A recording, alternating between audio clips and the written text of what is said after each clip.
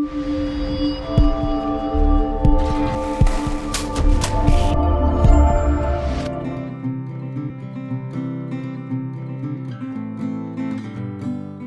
Viewers, welcome to proxy ज्ञान।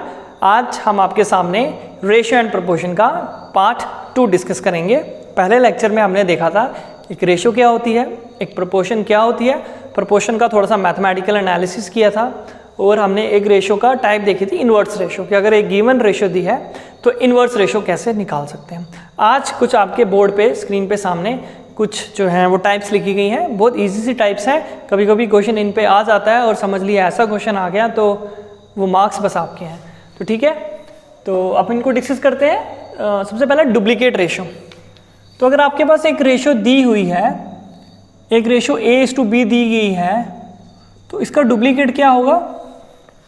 एक ratio A/B दी गई है, सॉरी इसको हम ऐसे लिखते हैं A/B, तो इसका डुप्लीकेट क्या होगा। आपने A का कर देना है स्क्वायर और B का कर देना है स्क्वायर। मैंने आपको कहा रेशियो में जो भी काम होगा दोनों में सेम होगा। अगर पहले नंबर को मल्टीप्लाई किसी कांस्टेंट से करें तो दूसरे को भी सेम कांस्टेंट से करना है। जो ऑपरेशन पहले में हो रहा है वही ऑपरेशन दोनों में आ रहा है, ताकि वो रेशियो मेंटेन रहे। तो अगर पहले का स्क्वायर कर रहे हैं तो दूसरे का स्क्वायर करना पड़ेगा। अगर ये 2 में है तब भी ठीक है, 3 है तब भी ठीक है, 4 A/B/C दिए तब भी ये रिजल्ट होल्ड करता है। ठीक है, तो जैसे एग्जाम्पल जो है, एग्जाम्पल एक ही बार में करते हैं या आप जैसे बोलो साथ में कर लेते हैं, क्लियर हो जाएगा।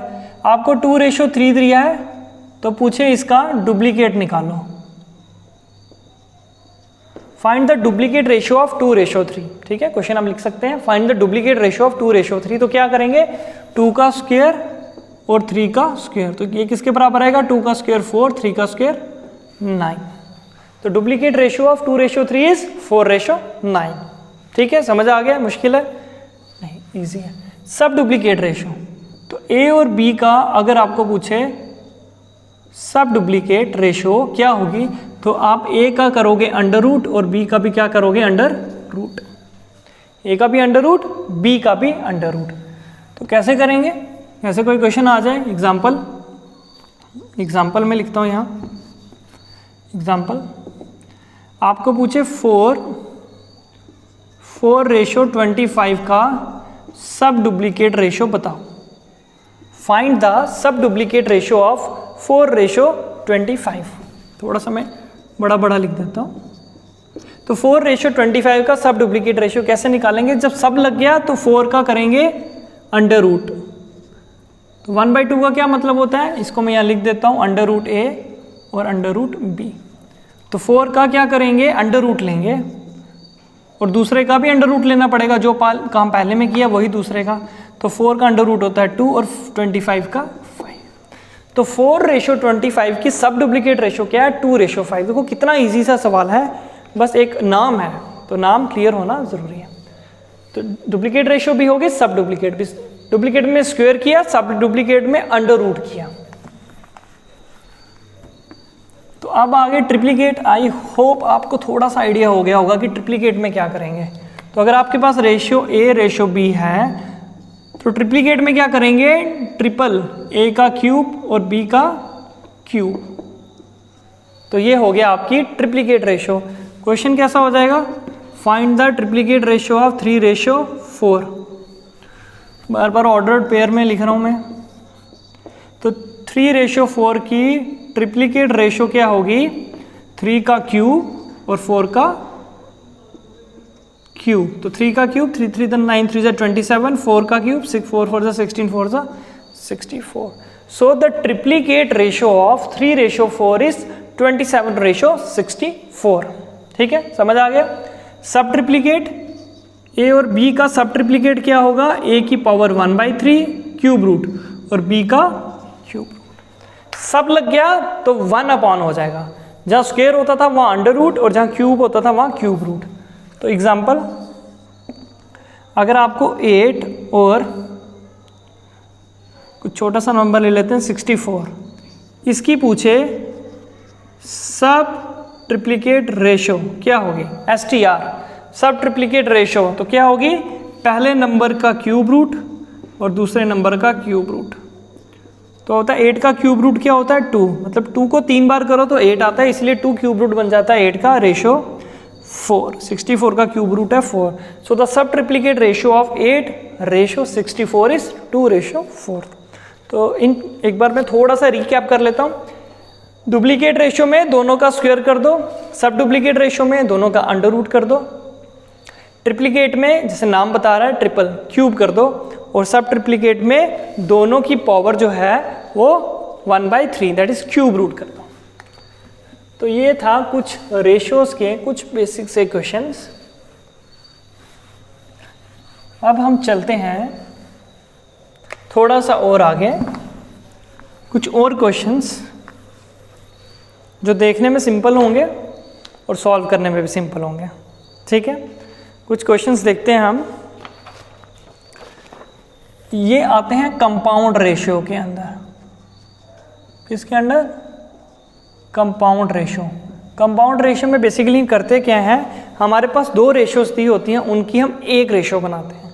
क्या करते हैं? 2 का 1 बनाते हैं। जैसे क्वेश्चन नंबर फर्स्ट देखो, फाइंड द कंपाउंड। कंपाउंड का मतलब भी यही पढ़ा ना आपने साइंस में पढ़ा, it is collection, combination of 2 different. Find the compound of 2:3 and 5:2। मतलब आपके पास अगर 2 रेशियो दी है, A:B एंड C:D दी है, तो आपको पूछे इसका कंपाउंड निकालो। तो क्या फॉर्मूला है, कैसे कंपाउंड निकाला जाएगा? तो क्या करेंगे, सिंपल सा काम है, जो दोनों की पहली टर्म्स है उनको आपस में मल्टीप्लाई कर दो। रेशो, जो दोनों की दूसरी टर्म्स हैं उनको आपस में मल्टीप्लाई कर दो। AC:BD। So this is the compound ratio. तो क्या हो जाएगा 2, 3 और 5, 2 का, पहली है 2, 3 एंड दूसरी रेशियो है 5, 2। दोनों का करना है कंपाउंड, दोनों के पहले 2 को मल्टीप्लाई, 2 5 10, और दोनों के दूसरे 2 को मल्टीप्लाई।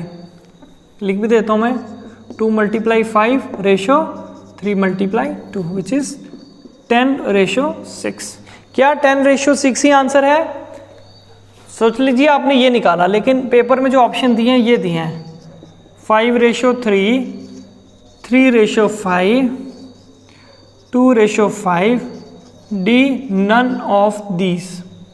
आप बोलोगे आंसर तो निकाल लिया, तो 10:6 को 10/6 यहीं पे काट लो। इसको लिख सकते हैं 2 3 6, 2 5 10। जो रेशो होती है इट इज सिंपलेस्ट फॉर्म, उसमें कुछ भी कॉमन नहीं रखा जाता दोनों में, ये याद रखना। तो इसको लिख सकते हैं 5:3। So the answer is 5:3। So what is a compound ratio? If we have been given 2 ratios, A:B and C:D, तो उनका कंपाउंड कैसे निकालेंगे? दोनों की पहली टर्म्स को मल्टीप्लाई, रेशो दोनों की सेकेंड टर्म। ठीक है, समझ आ गया? तो ये था थोड़ा सा कंपाउंड रेशियोज पे। बेसिकली यहाँ रेशियो एंड प्रोपोर्शन में there are various types of ratios, तो उनकी डेफिनेशंस नाम आना ज़रूरी है, काम कुछ भी नहीं है, बट अगर क्वेश्चन डेफिनेशन पे आ गया तो थोड़ा सा मुश्किल हो जाएगा। अब हम चलते हैं बिना डेफिनेशन के क्वेश्चंस में, जिसके लिए कोई डेफिनेशन याद नहीं, बस एक मेथड याद रखना है। तो नेक्स्ट क्वेश्चन देख लीजिए, हमें दिया है इफ़ A:B इज 6:B। हमें 2 नंबर्स के बीच में रेशियो दी है और B:C दी है 5:8। ध्यान से क्वेश्चन को देखना। देन A:B:C क्या होगी?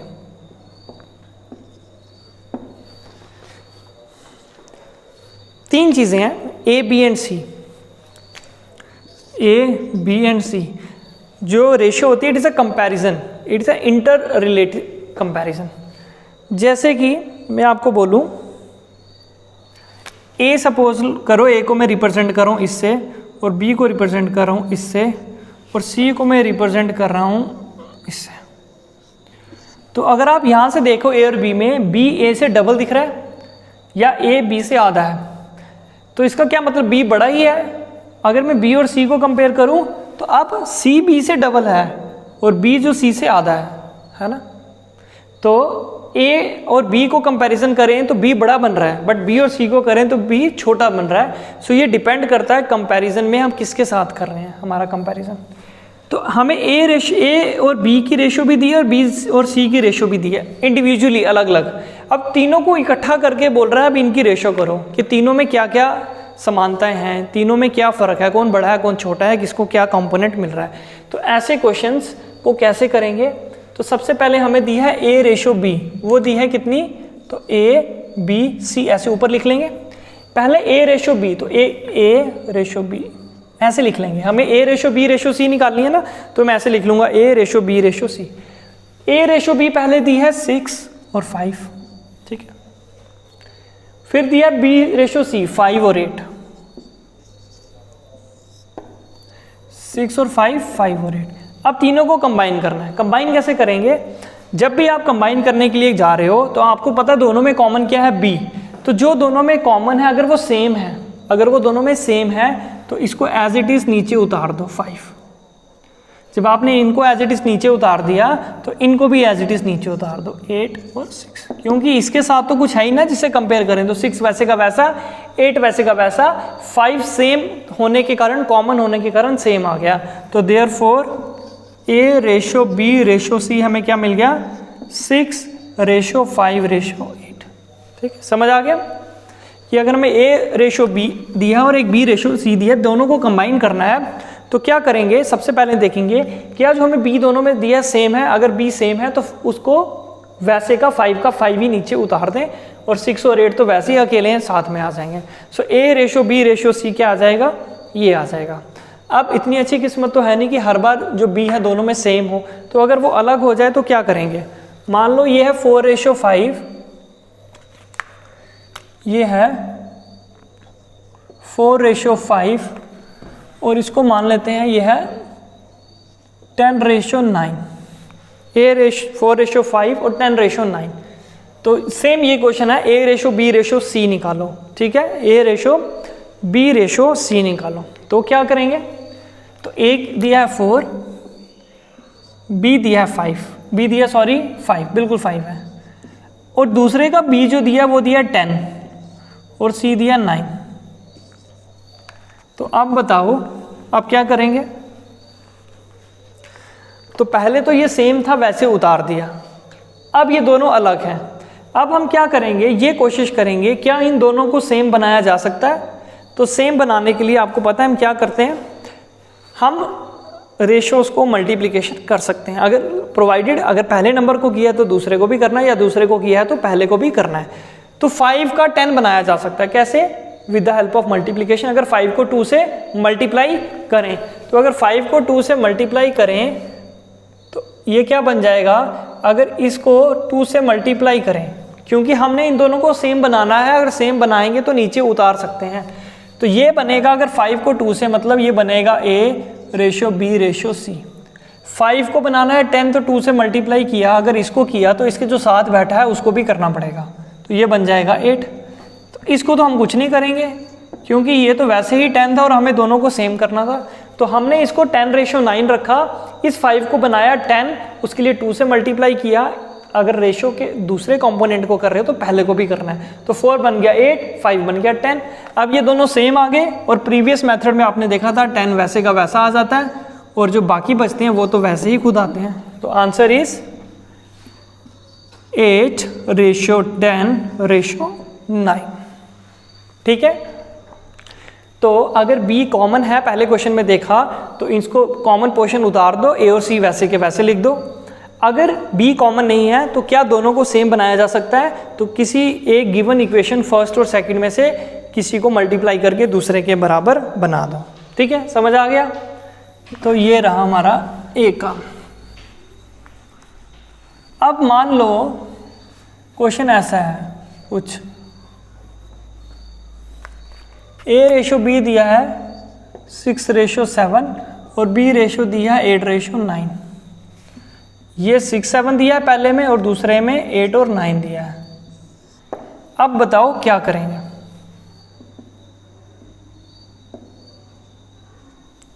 6 7 और 8 9 दोनों सेम है, नहीं। दूसरा मेथड क्या, 7 को 8 बना सकते हैं, नहीं। 7 को किसी से भी मल्टीप्लाई कर लो तो 8 नहीं बना सकते, ना 8 को मल्टीप्लाई करो तो 7 बना सकते हैं। ऐसा क्वेश्चन जिसमें बी सेम नहीं है या बी को सेम बनाया नहीं जा सकता, उसमें क्या करेंगे, उसमें हम ये काम करेंगे, जो खाली जगह है उनको भरेंगे। कैसे भरेंगे? ये खाली है, इसके साथ में इसी रो में कौन बैठा है? 7, तो जो 7 है वो यहाँ भी आ जाएगा। दूसरी खाली जगह कौन सी है? ये। तो इसके पास कौन है? उसी रो में देखना है, उससे ऊपर वाली नहीं, उसी रो में। तो इसके पास कौन बैठा है? 8, तो 8 यहाँ भी कब्जा कर लेगा। ये काम हो गया तो काम खत्म। अब आप ऊपर और नीचे वालों को कर दो मल्टीप्लाई। 6 8 सा 48, जल्दी जल्दी बाकियों को भी मल्टीप्लाई कर दिया। 6 8 सा 48, 7 8 सा 56 और 9 7 सा 63। यही रेशो है ए रेशो बी रेशो सी, 48 56 63। और आप देखोगे ऐसा कोई नंबर है जिससे ये तीनों डिवाइड हो? शायद नहीं है। अगर कोई होता तो वो पहले ही ये कॉमन बनने की कैपेसिटी यहाँ होती। ये 4 के टेबल में जाएगा, ये नहीं जाएगा, ये जाएगा, ये नहीं जाएगा, ये 9 के टेबल में ये जाएंगे, ये नहीं जाएगा।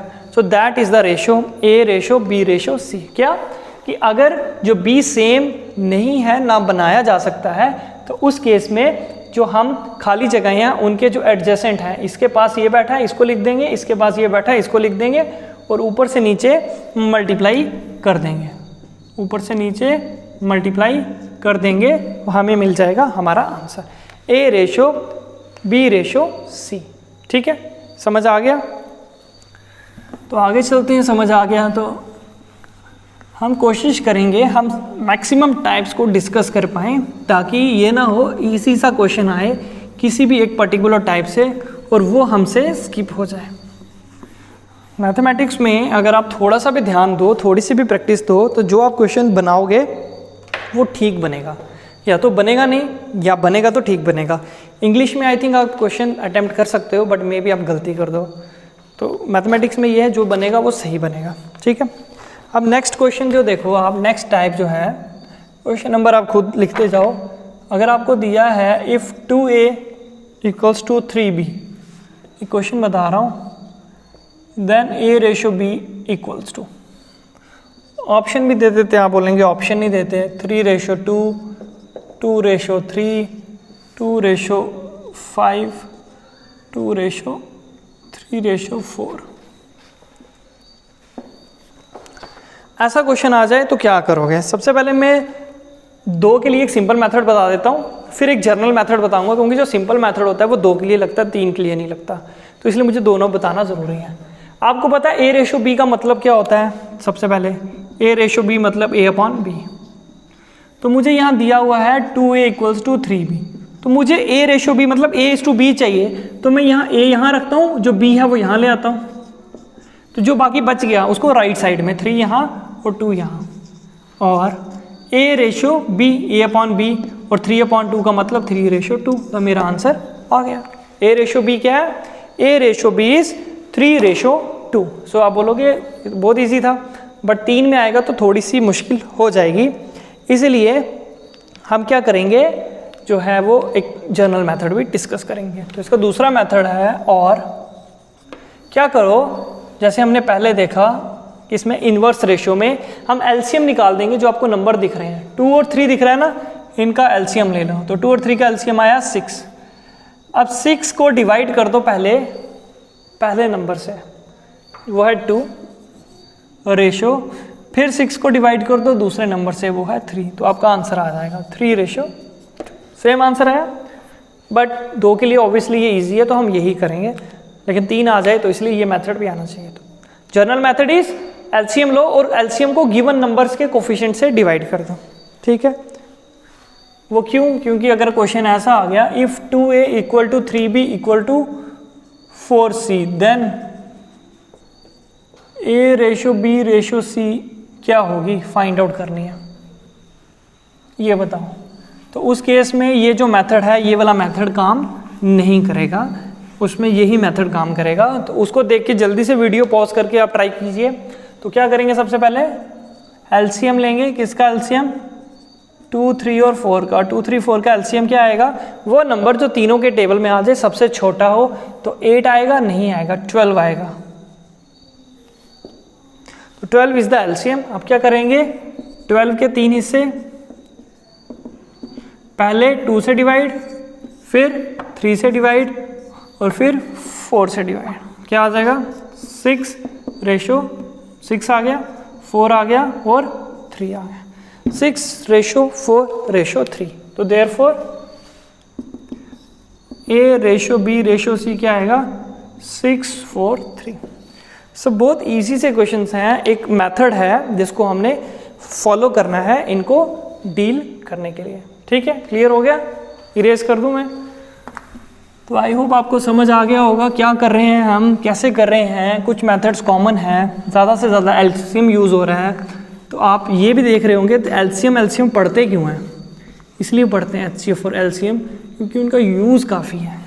कुछ और भी क्वेश्चंस हैं जिनमें HCF और एलसीएम का यूज़ होता है, कभी वो भी डिस्कस करेंगे किसी लेक्चर में लगेगा तो। अब मैंने आपसे पिछले लेक्चर में कुछ डिस्कस किया था, first proportional, second proportional, third, fourth, then mean terms, then extreme terms. तो आई होप आपको याद होगा। तो कुछ क्वेश्चन करते हैं उससे रिलेटेड, जैसे है फाइंड द,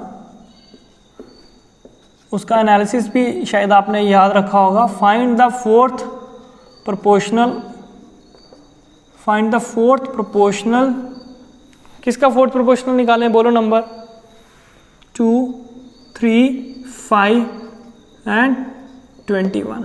तो ये 3 नंबर दिए हैं। आपको पता है रेशियो एंड जो प्रोपोर्शंस होते हैं उनमें 4 नंबर की जोड़ी होती है, तो 3 नंबर दिए हैं, तो बताओ उसकी चौथी जोड़ी कौन सी होगी? तो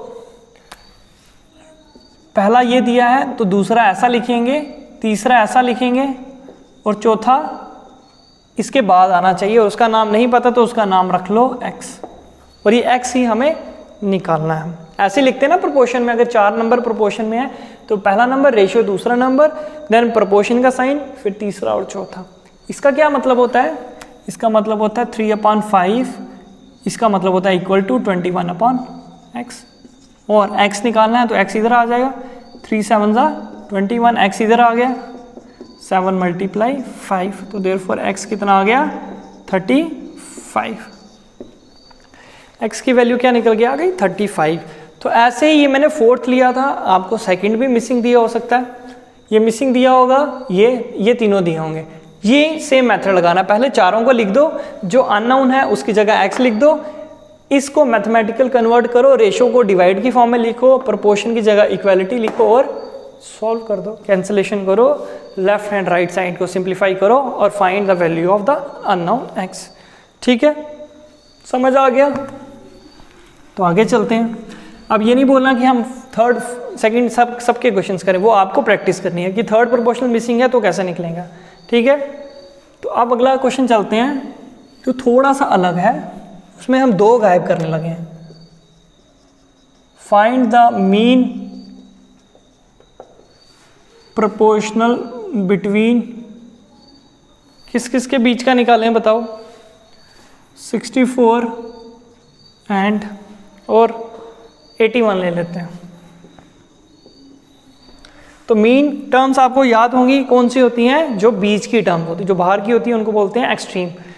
तो हम यहाँ पे क्या कर लेंगे, हमें इन दोनों का मीन प्रोपोर्शनल निकालना है। मीन प्रोपोर्शनल मतलब जो बीच की मीन टर्म्स है वो हमें नहीं पता, उनकी इंफॉर्मेशन चाहिए। तो जो टर्म्स आपको दी हुई हैं वो कौन सी है? एक्सट्रीम, 64 और 81। इनके बीच में मीन टर्म आएगी, देन प्रोपोर्शन का साइन आएगा, देन मीन टर्म आएगी, देन प्रोपोर्शन का साइन आएगा। तो अब ये जो मीन टर्म्स हैं बीच की उनको निकालना है।